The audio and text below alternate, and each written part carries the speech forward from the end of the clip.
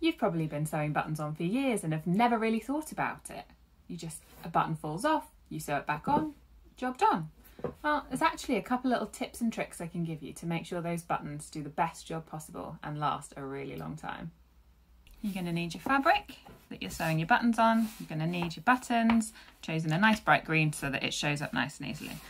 And then you're going to thread your needle with 4 strands of thread. Now you can do this with even more, but I find 4 works really, really well. So you see I've got 2 on either end.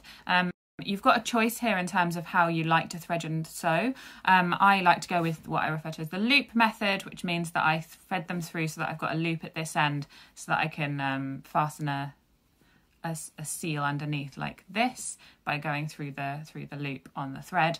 You can tie knots, there's really no right or wrong in that sense.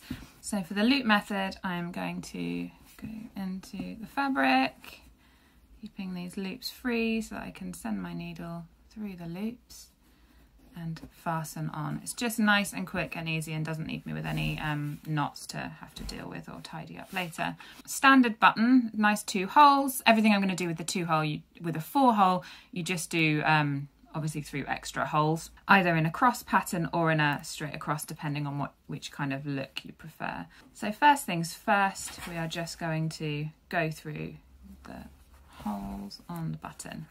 Now you want to do this a few times. The perk of using 4 threads is that you've already got lots and lots of threads here. If you're doing this with either 1 or 2, it's going to take you quite a long time to build up a nice solid chunk of thread. I'm just going back and forth till I think I've built up enough threads to make sure that this is nice and strong. Now once I think I've gone through enough times and it's looking nice and solid there, I come through between the fabric and the button, and the reason for that is I'm going to wrap. So I'm going to hold on to my fabric and I'm just going to wrap 2, 3, 4, and then I'm going to go down into the fabric, and then after I've wrapped, I like to just go through the middle one more time before fastening off on the back. So what you've now got is you've got your threads and they're nicely secured underneath this wrapping. What it does is it means you haven't got any loose threads that could easily get caught or get pulled.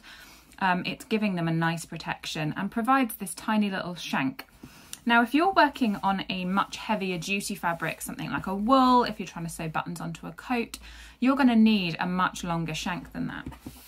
And I will show you how to do that.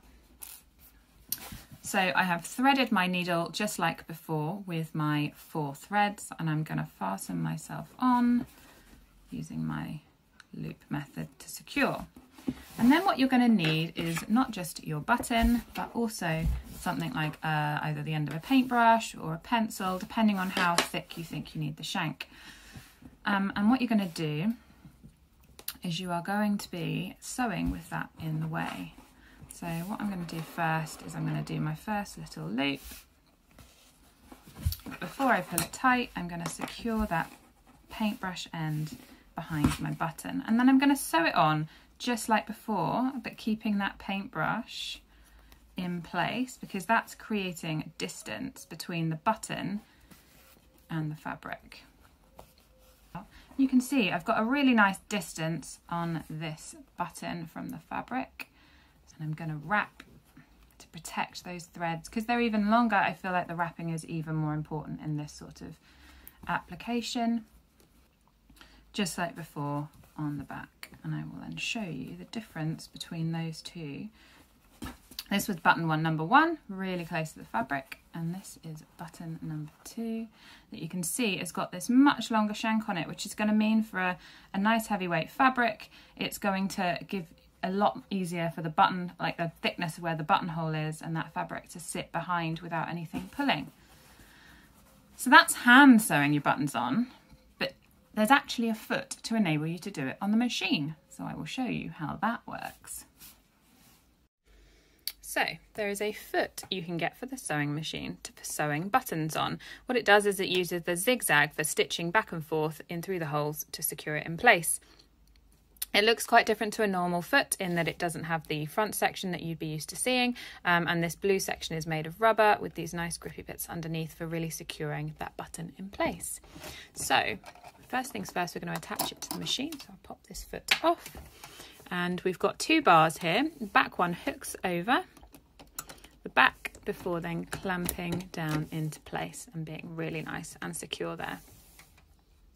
The next thing I'm going to do is I'm going to drop these feed dogs. The feed dogs move the fabric back and forth, which is something you don't want to happen when you're sewing on a button. You need everything to stay nice and stationary. So I am going to place my button underneath, gripping it with this. Now, I've left this unthreaded because what I need to do is find and adjust everything so that the needle is in the right place going through these holes. So by leaving it unthreaded, I can check the width of my zigzag and make sure that when it does eventually decide to head over, it's going to be in the right place. Now I think that's a little on the tight side, so I'm just going to adjust that so that it's heading down the centres of these holes, because the last thing you want to do is snap a needle. Once I'm happy with the positioning, I am just going to thread my needle as usual. Thread this up.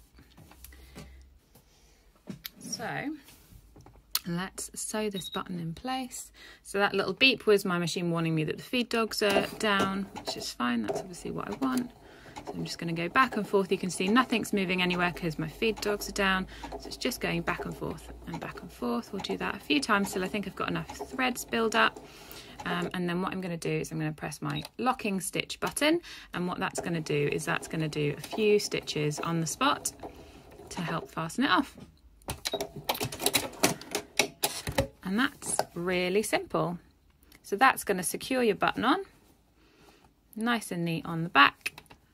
If you've got lots and lots of buttons to do, that's a really great way of doing it, because then all you would do is pull this thread through to the back, which usually pulls through with relative ease. If it doesn't, all you do is thread your needle up. Oh no, there we go, I've got it. All you do is thread a needle up and poke it back through to the reverse. But actually by pulling that, I've managed to get it back. And then if you wanted some extra security, you could then tie these off as well, but you should be all right just to stitch it. The only thing this doesn't provide is a shank, so for anything with a shank, that's going to be slightly harder to do.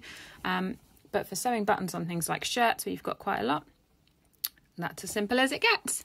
Nice little button sewing on foot for you. So there you go, buttons in a nutshell. So whether you're going to sew them on by hand or whether or not you're going to give it a try on the machine, the choice is yours, but hopefully they will now be nice and secure and you won't have any more buttons popping off anywhere.